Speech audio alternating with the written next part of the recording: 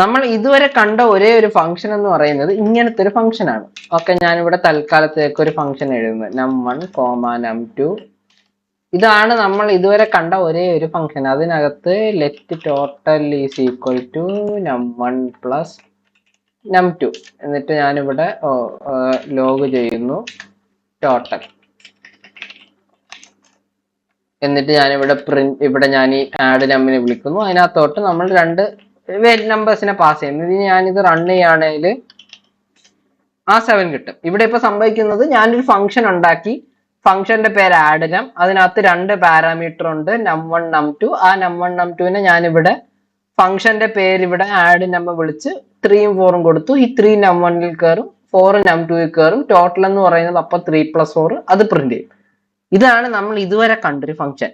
ഇതെന്ന് പറയുന്നത് ആദ്യ കാലങ്ങളിലെ ഫംഗ്ഷൻ ആയിരുന്നു. നമ്മുടെ മറ്റേ ഹ്യൂമൻ എവല്യൂഷൻ ഒക്കെ പോലെ പുതിയൊരു ഫംഗ്ഷൻ ഈ ഇടത്തരല്ല, കുറച്ച് കൈൻഡ് ഓഫ് ഒരു ലേറ്റസ്റ്റ് നമുക്ക് ES6 എന്ന് പറഞ്ഞ പുതിയ സ്പെസിഫിക്കേഷൻ വന്നിട്ടുണ്ടായിരുന്നു ജാവാസ്ക്രിപ്റ്റിന്. ഒരു 2-3 വർഷമായെന്ന് തോന്നുന്നു.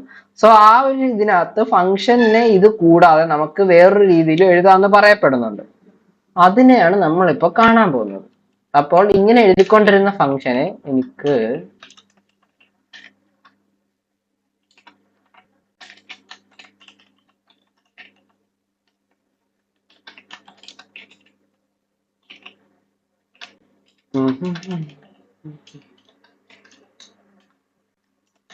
യെസ്,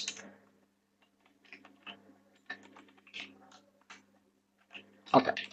അങ്ങനെ എഴുതിക്കൊണ്ടിരുന്ന ഫംഗ്ഷന് ഇങ്ങനെ എഴുതിക്കൊണ്ടിരുന്ന ഇപ്പൊ എറർ അടിക്കാൻ സാധ്യതയുണ്ട്.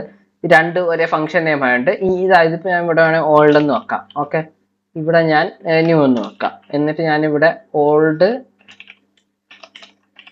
ഇവിടെ ന്യൂ. ഞാൻ ഫോണ്ട് സൈസ് ഒന്ന് കൂട്ടിത്തരാം, അപ്പം കുറച്ചുകൂടെ ക്ലിയർ ആയിട്ട് കാണാൻ പറ്റും. Old new. ഇതിനകത്ത് രണ്ടിനകത്തും ഔട്ട്പുട്ട് സെയിം തന്നെയാണ് വരുന്നത്. ഇവിടുത്തെ ഡിഫറൻസ് എന്താന്ന് വെച്ചാൽ ഇതിനെ നമ്മൾ ആരോ ഫംഗ്ഷൻ എന്ന് വിളിക്കും. എന്ത് ഫംഗ്ഷൻ? ആരോ ഫംഗ്ഷൻ. അതിന്റെ മെയിൻ റീസൺ ഇവിടെ ഒരു ആരോ ഉള്ളതുകൊണ്ടാണ്. ഓക്കെ, ഇവിടെ ഇപ്പൊ ഇതിന് എങ്ങനെയാണ് എവല്യൂഷൻ സംഭവിച്ചതെന്ന് വെച്ചാൽ, ആദ്യത്തെ എന്ന് പറയുന്നത് ഇതിനെ ഫംഗ്ഷൻ എന്ന് പറഞ്ഞ കീവേഡിനെ എടുത്ത് മാറ്റി. എന്നിട്ട് ആ ഫംഗ്ഷനെ നമ്മൾ ഒരു വേരിയബിളിനകത്ത് വെച്ചു. അതൊരു വേരിയബിൾ ആണെങ്കിൽ എന്ത് വേണം? ഈക്വൽ ടു വേണം. എന്നിട്ട് ഇവിടെ ഒരു ആരോയും കൂടെ ഇട്ട്. ഇത്രയുമാണ് ചേഞ്ച് വന്നത്. ഒന്നുകൂടെ കാണിച്ചു തരാം, സൂക്ഷിച്ചു നോക്കിക്കോ. ഫംഗ്ഷൻ എന്ന് പറയുന്ന കീവേഡിനെ മാറ്റി. ഈ ഒരു എവല്യൂഷന് സംഭവിച്ച എങ്ങനെയാന്ന് വെച്ചാൽ, നേരത്തെ ഫംഗ്ഷന് വേരിയബിളിൽ വെക്കാൻ പറ്റത്തില്ലായിരുന്നു. ഫംഗ്ഷന് ആഡ് നം ഓൾഡ് എന്ന് പറഞ്ഞൊരു നെയിം ആണ് ഉണ്ടായിരുന്നത്. പുതിയ സ്പെസിഫിക്കേഷനകത്ത് പറയുന്നത് ഫംഗ്ഷൻസ് ആർ ഓൾസോ വേരിയബിൾസ് എന്നാണ് പറയുന്നത്. അപ്പോൾ ഫംഗ്ഷൻ എന്ന് പറഞ്ഞ പേര് മാറി. കോൺസ്റ്റന്റ് ആവണമെന്നില്ല, ഞാൻ ഒരു വേരിയബിൾ ആക്കാൻ വേണ്ടി ലെറ്റ് ഇട്ടു.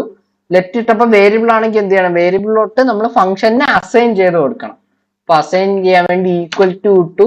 ഇവിടെ ഞാൻ പാരാമീറ്റർ കഴിഞ്ഞ് കേർലി ബ്രാക്കറ്റിന് മുമ്പ് ഒരു ആരോ ഇട്ട്. ഇതാണ് ആരോ ഫംഗ്ഷൻ. ഈ ആരോ ഫംഗ്ഷൻ ആണ് എല്ലായിടത്തും ഉപയോഗിക്കുന്നത്. മറ്റേ ഫംഗ്ഷൻ ഇപ്പൊ ആരും യൂസ് ചെയ്യാറില്ല, വളരെ റെയർലി ആണ് യൂസ് ചെയ്യുന്നത്. ആരോ ഫംഗ്ഷൻ എന്താന്ന് ക്ലിയർ ആയോ? ഫംഗ്ഷൻ ആണ്, പക്ഷെ സ്റ്റോർഡ് ഇൻ എ വേരിയബിൾ.